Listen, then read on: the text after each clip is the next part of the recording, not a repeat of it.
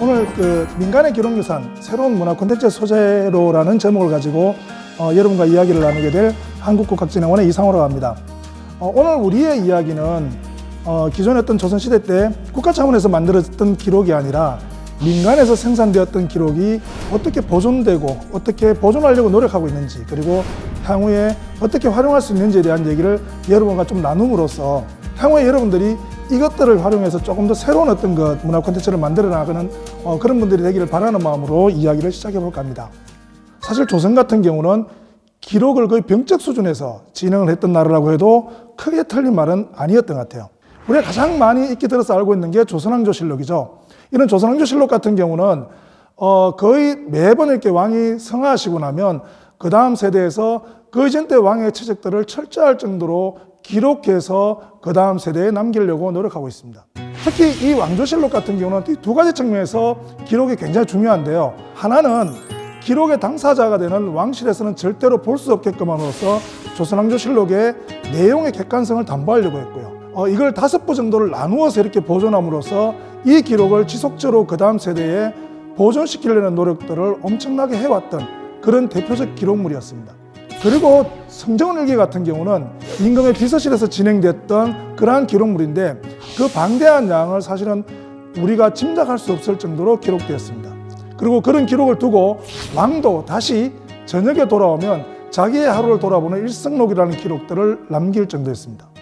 이렇게 왕조에서 진행됐던 이러한 기록들이 지금 이제 유네스코가 인정한 세계 기록유산으로 등재될 만큼 조선은 엄청난 기록력을 가지고 있는, 심지어 기록벽이라고 평가할 만큼의 그러한 나라였었습니다. 제가 기록벽이라고 얘기할 때는 이런 국가적 시스템에 의한 기록보다 어쩌면 더 중요하고 실제로 이러한 기록을 만들어냈던 것들이 바로 민간에서 이루어졌던 기록 예열들이었습니다. 조선의 기록이란 것은 자기 하루를 반성하고 또 자기의 삶을 통해서 그 다음 세대가 그러한 시행착오를 겪지 않게 하려는 목적을 가지고 보통 만들어지다 보니까 모든 유학자라면 엄청나게 많은 기록들을 남기고 있습니다. 특히 조선의 기록의 가장 대표적인 것들이 뭐냐면 매일매일을 일상화해서 남기려는 기록들이 굉장히 지금도 많이 남아 있습니다. 두 번째는 그러한 기록들을 나무와 같은 단단한 판에 남겨서라도 지속적으로 보존하려고 하는 보존의 노력들이 굉장히 많이 남아 있습니다.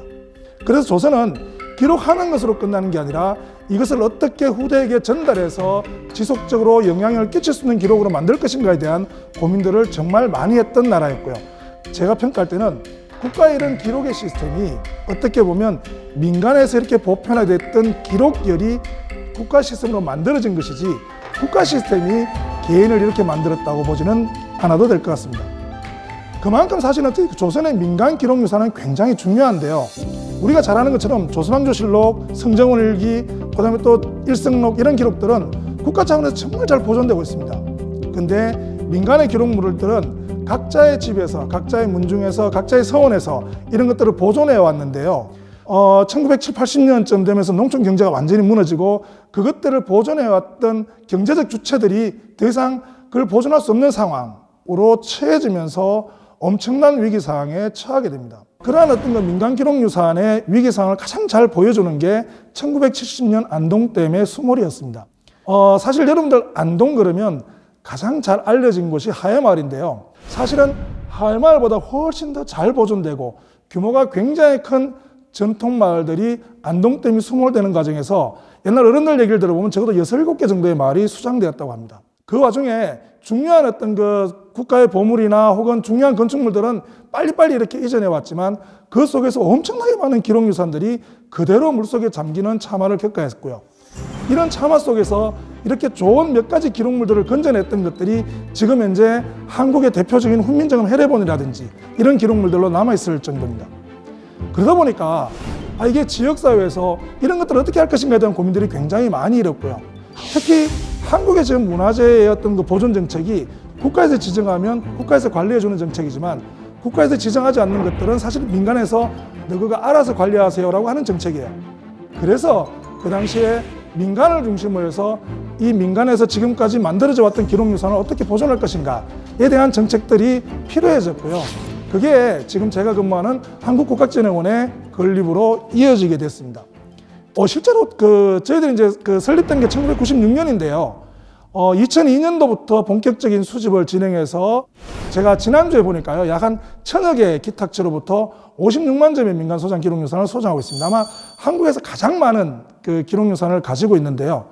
처음에는 그냥 민간에서 가지고 있는 거니까 그게 뭐 그렇게 가치 있을까라고 의구심을 품는 분들도 굉장히 많았었는데, 나중에 모아놓고 나니까 지금 이제 벌써 국보가 한 점 있고요. 보물이 20점 정도 있고요. 그리고 2015년에는 유교 책판 6만 4천 점 정도가 유네스코 세계기록유산으로 등재가 됐고요. 그리고 2017년에는 국제보상운동 기록물 52점도 세계기록유산으로 등재가 됐습니다.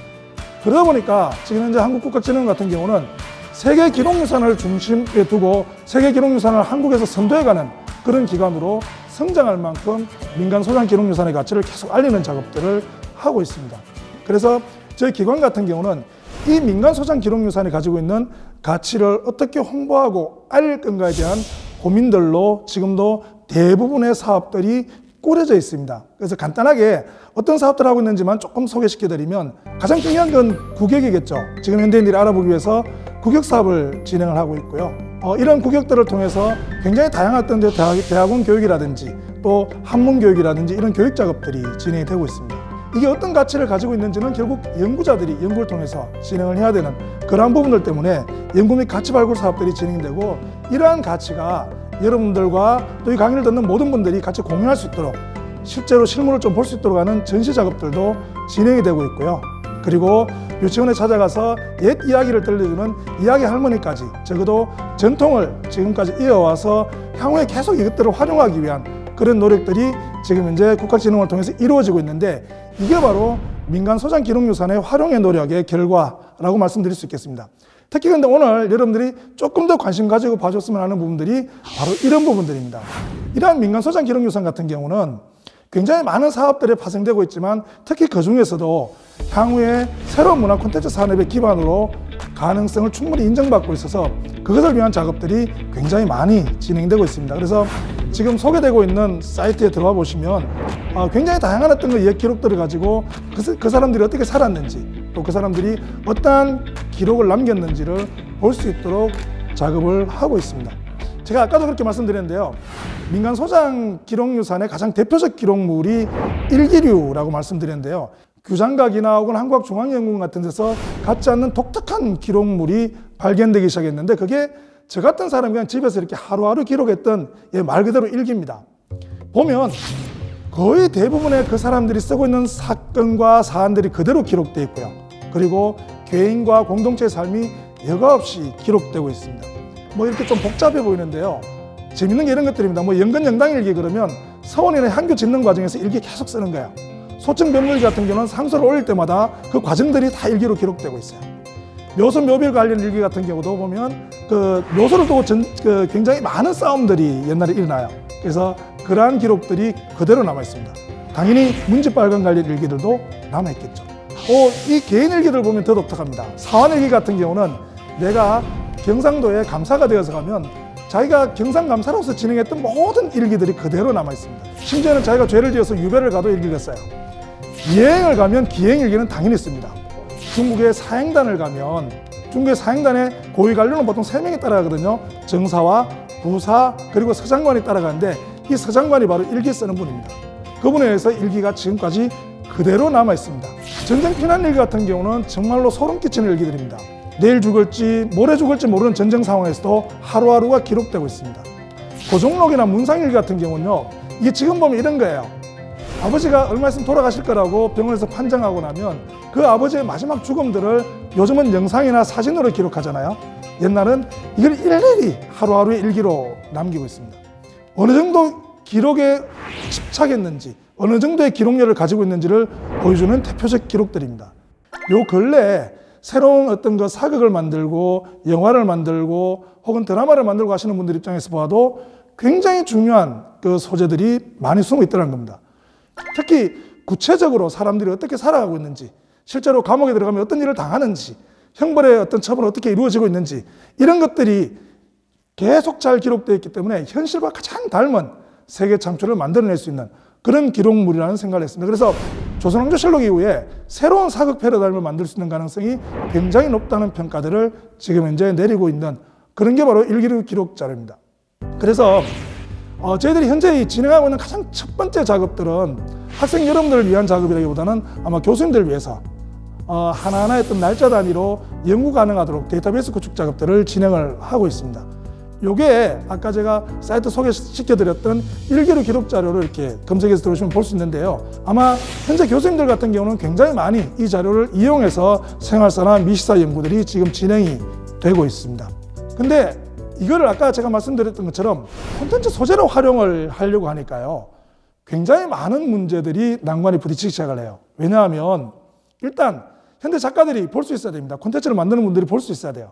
그래서 가장 먼저 진행한 작업이 번역 작업입니다. 지금까지 굉장히 많은 번역들을 진행을 했는데 번역해놓고 나도 문제가 발생해요. 왜냐하면 지금 아마 여러분들이 가지고 있는 인식들이 100년 전에 여러분의 조상들과의 인식보다는 아마 지금 동세대를 살고 있는 저 다른 나라의 미국 사람들의 인식들이 더 강해요. 서구화된 사회 속에서 100년 전의 사회를 전혀 이해하지 못하기 때문에 이게 번역만 된다고 해서 이걸 바로 콘텐츠로 활용하는 게 굉장히 불가능하다는 판단들을 내렸습니다. 그래서 현재 보면 데이터베이스 구축하고요. 또 번역하고 또 그중에 중요한 자료들을 뽑아서 일상인들의 이야기를 창작 소재로 만들어서 향후에 어떤 새로운 콘텐츠의 창작자 되기를 원하는 여러분들도 볼 수 있고 여러분들이 소재를 얻을 수 있는 그런 작업들이 현재 올해로서 지금 10년째 진행이 되고 있습니다.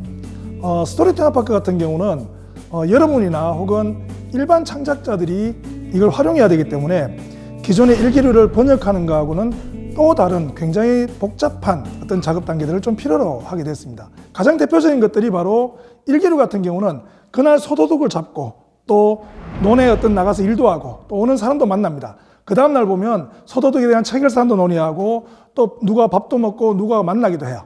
근데 이것들이 그냥 섞여 있으면 어떻게 사건이 진행되는지 알 수 없기 때문에 소도둑 사건만 따로 뽑아내는 작업들을 진행을 하게 돼요. 이걸 우리가 단위별 이야기 소재를 뽑는다고 얘기하는데 그러한 사건이 어떻게 발생했는지 그런 이유가 뭔지 조선시대 때 손은 얼마나 중요했는지 이런 것들을 중심으로 해서 젊은 연구자들이 여러분들을 위해서 새로 집필하는 과정들을 함께 거치게 됩니다. 그리고 조선시대 참 용어 어렵죠. 사람이 누군지도 잘 모르겠고요. 그래서 이러한 어떤 용어, 또 인물, 또 공간 정보 등에 대해서는 여러분들이 알기 쉽도록 다시 이렇게 사전들을 만들어서 함께 제공하는 작업들을 진행을 합니다.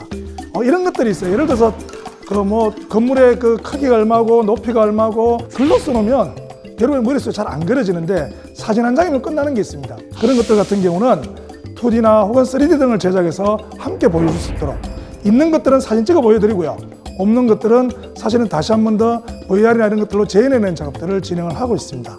그리고 이런 것들을 가지고 여러분들 요거는 이렇게 활용해 주세요 라고 하는 웹진까지 현재 발간을 하는 그런 작업들이 진행되고 있는데 요거는 여러분들이 어떤 포털이나 들어가셔서 스토리 테마파크를 검색하시면 항상 이렇게 접속 가능하도록 열려있는 그런 사이트입니다. 그래서 들어오셔서 어떤 이야기들이 있는지를 조금 살펴보시는 게 어떨까 싶습니다.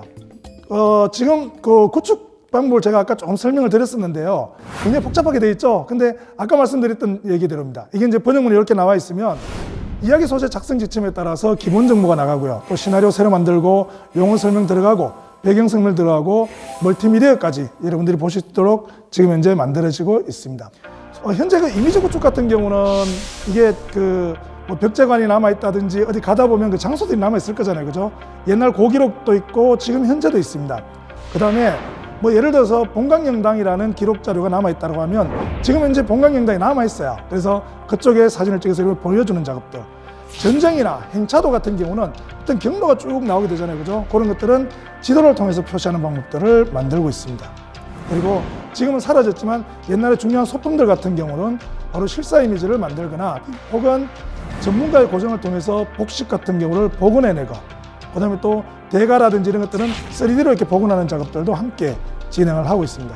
그리고 이게 어느 정도 크기인지 이런 것들도 여러분들 좀 봐야 나중에 새로운 어떤 작업을 할 때 함께 작업을 할 수 있기 때문에 그 비교 대상까지 저희를 삽입하는 장면들을 조금 만들고 있습니다. 예를 들어서 업성이라든지 서원이라든지 한교라든지 이런 공간 구조가 어떻게 되어 있는지 같은 경우는 3D로 새로 이렇게 만들어진 그런 작업들을 통해서 여러분들이 확인하실 수 있도록 이렇게 작업을 진행하고 있습니다. 그리고 그 사이트는 지금 현재 이 스토리 테마파크 홈페이지에 구축되고 있는데요. 사실은 저희들이 이 스토리 테마파크 홈페이지를 만들면서 굉장히 고민했던 영역은 딱 한 가지입니다. 뭐냐면 창작자들이 가능한 한 활용하기 좋도록 만든다는 원칙이고요. 그러다 보니까 스토리와 인물, 배경정보, 멀티미디어 중심으로 지금 현재 편제가 되어 있고요. 여기에 있는 사안들은 창작된 게 단 1도 존재하지 않습니다. 대부분 다 기록 자료를 그대로 옮겨와서 다만 그거를 하나의 어떤 사건 단위로 엮기 위한 작업들만 진행을 했기 때문에 이것들을 가지고 여러분들이 새로운 어떤 창작적으로 만들어갈지, 작품으로 만들어갈지에 대한 고민들은 지금부터 여러분의 몫입니다. 그것을 위해서 지금 현재 스토리 테마파크는 올해까지 현재 6,000건의 이야기 소재를 제공하고 있는데요. 아까 말씀드렸던 것처럼 그 6,000건 속에는 다양한 배경정보, 다양한 멀티미디어, 이미지, 실사 이런 것들이 함께 지금 현재 제공이 되고 있습니다. 이렇게 그 스토리 테마파크라는 홈페이지를 만들어 놔도 사실은 이게 활용을 계속 지속한다는 게 그렇게 쉽지는 않은가 봐요. 그래서 요 근래 저희들 같은 경우는 활용성을 조금 더 높이기 위한 그런 노력들을 굉장히 많이 진행을 하고 있는데요. 특히 지금 이제 몇 년째 계속 신경 쓰고 있는 게 저희들이 발간하고 있는 웹진입니다. 이 웹진 같은 경우는 전통의 기록 자료가 어떻게 활용될 수 있을지를 매달 특수한 주제를 가지고 하나의 어떤 그 잡지로 만들어내는 작업들인데요. 아마 여러분들이 홈페이지 들어오셔서 여러분의 이메일 주소를 남겨놓으시면 매달 새로운 이야기가 어떻게 만들어지고 있는지를 만나보실 수 있을 겁니다. 그리고 요 근래 이러한 어떤 그 전통 기록 유산이 새로운 콘텐츠로 되기 위해서 어떠한 작업들을 진행해야 될지에 대한 다양한 전문가들과 또 창작자들과 함께 공유하는 그런 프로그램인 컨퍼런스도 계속 진행되고 있습니다. 원래 9년째 그 작업들이 계속 진행되고 있다고 말씀드리겠고요. 그리고 오늘 여러분에게 꼭 소개시켜드리고 싶은 것, 그건 뭐냐면 이러한 어떤 그 소재들이 어떻게 창작 가능한지에 대한 공모전들이 올해로서 대학생 같은 경우는 7회, 그리고 일반인을 위한 공모전은 원래 2회 공모전이 진행이 되고 있습니다. 특히 대학생 공모전 같은 경우는 이 공모전에 단순하게 참여하는 게 아니라 실제로 많은 학생들이 적어도 5개월, 6개월 정도의 굉장히 지속적인 어떤 그 교육 과정을 통해서 새로운 어떤 그 창작 콘텐츠를 만들어내는 다양한 과정들을 경험할 수 있도록 여러분들에게 제공하고 있는 그런 사업들도 함께 진행을 하고 있습니다. 실제로 이제 10년이 되었습니다. 10년이 되었는데 생각했던 것만큼 굉장히 어떤 그 좋은 드라마나 혹은 좋은 어떤 영화나 혹은 우리가 다 아는 그런 새로운 이야기들이 아직까지 잘 나오지는 않는 것 같습니다. 하지만 그럼에도 불구하고 얼마 전에 그 KBS에서 인기를 방영되었던 녹두전 같은 경우가 그 전에 그 웹툰을 통해서 만들어졌던 그러한 작품인데요. 이 웹툰 같은 경우는 이 스토리 테마파크에서 일정 정도였던 그 모티프를 가지고 만들었던 그런 작품이고요. 또 작년 같은 경우 코로나19 상황에서 일상인들이 어떻게 사는지에 대한 굉장히 다양한 요청들이 좀 있었습니다. 그래서 뭐 뉴스라든지 혹은 TV의 다양한 프로그램들에 저희들이 제공을 한 적도 있고요. 그리고 지역에 있는 다양한 방송국들을 통해서 라디오 프로그램이나 혹은 새로운 어떤 그 작은 어떤 그 프로그램들로 계속 일반인들과 만나고는 있지만 현실적으로 조금 더 어떤 그 나은 활용 가능성을 제고하기 위한 노력들은 지금부터 다시 좀 시작해야 되는 그런 단계가 아닌가라는 생각을 하게 됩니다. 그리고 아마 거기에는 지금 이 강의를 들으시는 여러분들 속에서 새로운 이야기를 만들고 또 더 나은 어떤 콘텐츠를 만들고 또 이것들을 새롭게 어떤 그 적용시켜가는 많은 어떤 그 새로운 콘텐츠를 좀 만날 수 있는 그런 길들이 많이 열릴 수 있기를 저는 기대를 하고 있습니다. 그리고 그걸 위해서 저희들은 앞으로도 5년, 10년 동안이라도 지속적으로 이런 작업들을 더 진행해서 좀 더 나은 어떤 그 활용 가능한 전통 기록 자료의 콘텐츠를 함께 좀 공유하고 만들어가는 그러한 어떤 그 일들이 지속적으로 좀 이루어지기를 기대하겠습니다. 오늘 제 얘기는 여기서 마치겠습니다. 고맙습니다. 안녕하세요. 한국국학진흥원의 임근실입니다. 올해로 7번째를 맞는 공모전은 문화체육관광부와 한국국학진흥원이 함께 개최합니다. 공모전의 슬로건은 청춘 스토리 테마파크에서 놀자입니다. 공모전을 어떻게 지원하는지 소개를 하자면 첫 번째, 전통문화 콘텐츠란 무엇인지 사례를 통해 알아보려고 합니다. 두 번째, 작년에는 말이죠에서는 2020년에 개최된 제6회 공모전에 참여한 멘토와 멘티의 작품을 살펴보려고 합니다. 세 번째, 올해 개최하는 제7회 공모전의 공모 내용과 지원 방법을 소개하려고 합니다. 다음에서 연재 중인 웹툰 바리공주를 아시나요? 그중 한 주제의 마지막에 원희 아바님께 상백이라는 편지가 나오는 부분입니다. 사실 이 편지의 원본은 1998년 발굴된 묘에서 나온 한글 편지로 원희 엄마가 죽은 남편에게 보냈습니다. 1998년 안동 정화동에서 발굴된 묘에서는 다량의 옷가지와 머리카락을 섞어 만든 미투리, 그리고 편지들이 발견되었습니다. 이 중 이몽태가 작성한 한문 편지를 통하여 무덤의 주인공을 알아낼 수 있었습니다. 한문 편지는 이몽태라는 인물이 그의 동생에게 지어준 편지였고, 이몽태를 찾아보니 기래정의 주인공인 것을 알 수 있었습니다. 이몽태는 조선 중기 고성 이씨 가문의 인물로 현재 안동의 정화동에 있는 기래정과 법궁동 종택의 주인이었습니다. 그리고 그가 편지를 쓴 인물은 1586년에 사망한 동생 이응태였습니다. 이응태는 사망 당시 31세였습니다.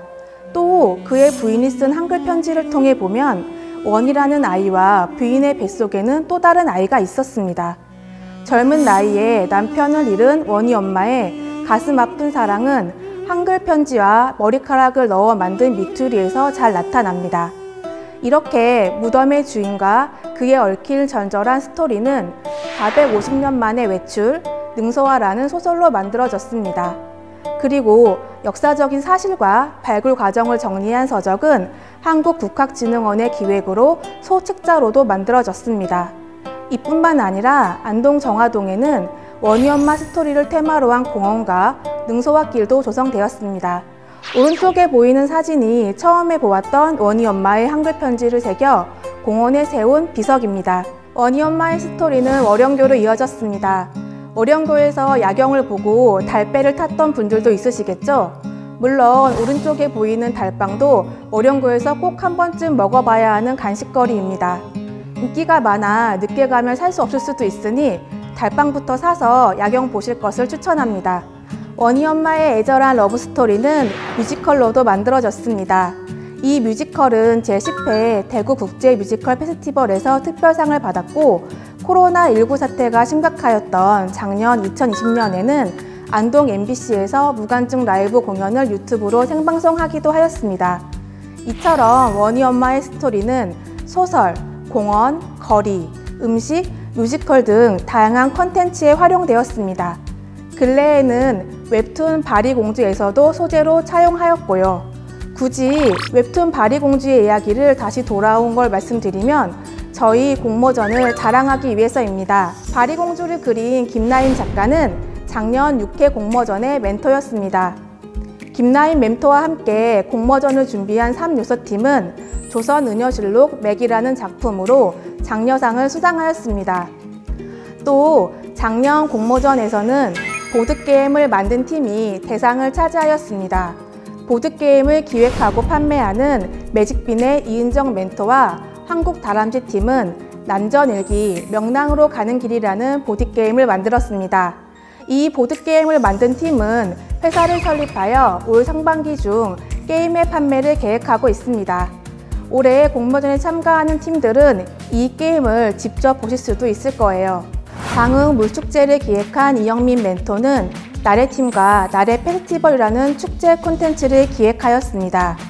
음력 12월에 무근해의 애군과 잡기를 떨쳐내기 위해 행해졌던 전통 의례인 나래의식과 현재의 페스티벌을 접목시킨 창작 콘텐츠입니다.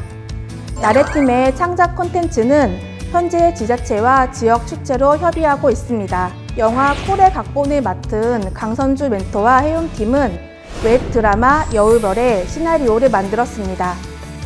과거와 현재를 잇는 식당이라는 컨셉으로 전통 소재와 현재 유행하는 먹방을 잘 버무려낸 시나리오입니다.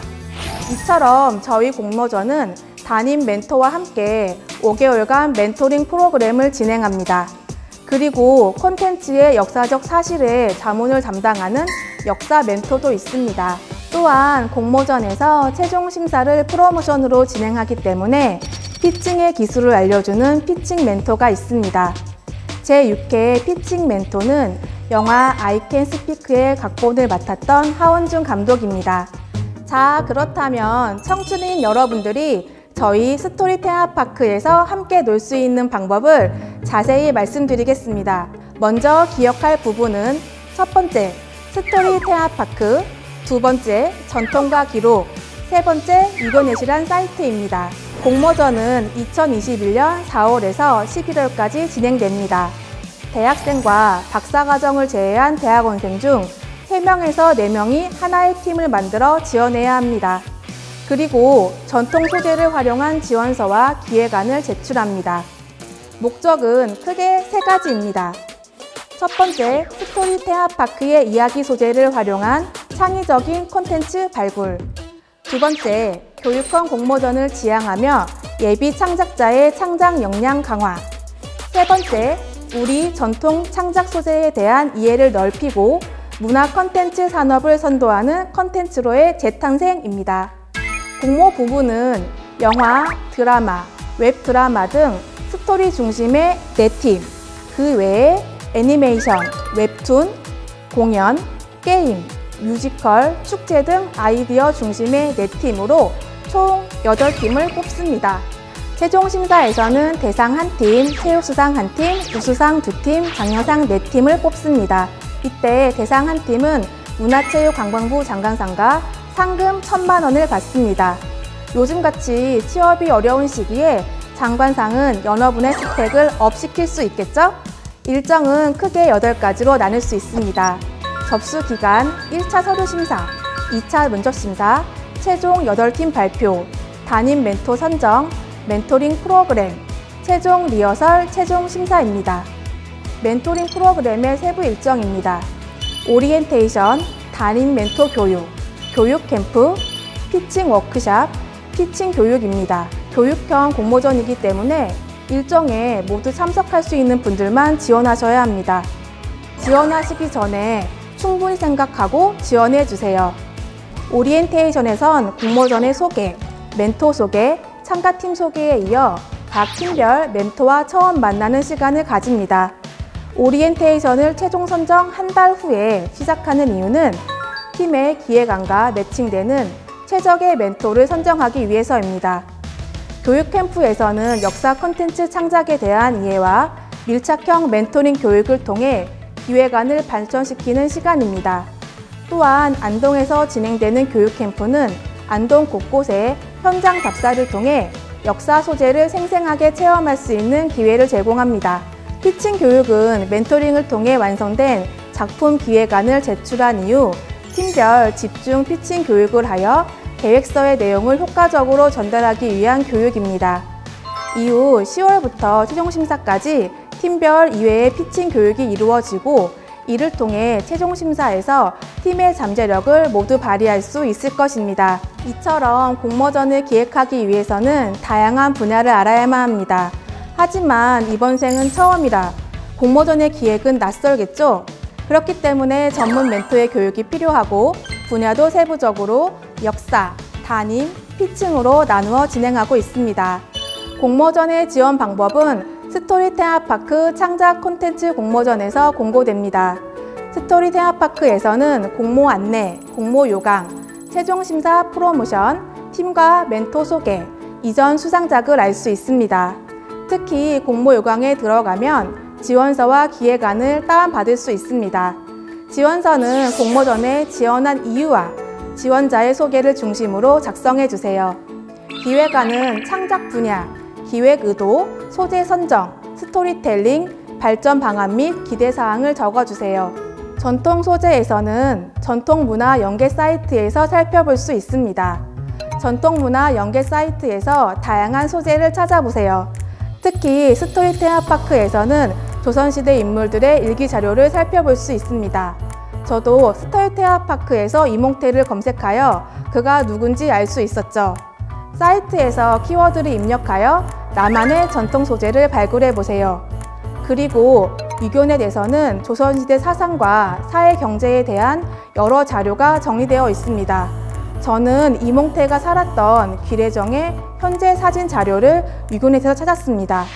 위교넷은 전통 소재의 기초 자료를 찾는 데 도움이 될 사이트예요.